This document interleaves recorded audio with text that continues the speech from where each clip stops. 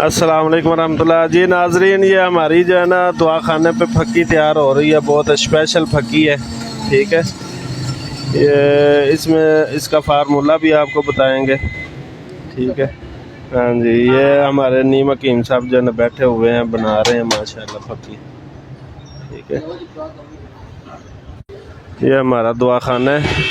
ठीक है, अल सऊदिया पंसार store and दुआ खाना, ये चक्री रोड रावलपिंडी में है। ठीक है,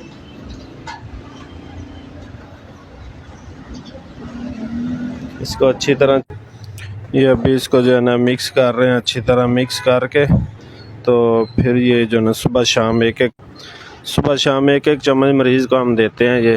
ठीक है, ये गैस, कब्ज़, तेज़ाबियत, मैदे की जलन, ये बहुत ज़्यादा जो है ना पूरे जिस्म के लिए काम करती है। इसमें हमने जो चीज़ें डाली हुई हैं वो सौंफ है, अजवाइन है, पुदीना है, कचूर है और दारचीनी होती है, काली मिर्च होती है, बादियान होते हैं और भी बहुत ज़्यादा, तकरीबन 20 के करीब चीज़ें डलती हैं इसमें। ठीक है, तो अनारदाना होता है। ठीक है, ज़ीरा सफ़ेद, ज़ीरा स्याह, काला नमक, ये चीज़ें बना के स्पेशल फक्की तैयार करते हैं। जी नाजरीन, ये हमारी अभी पैकिंग हो रही है फक्की।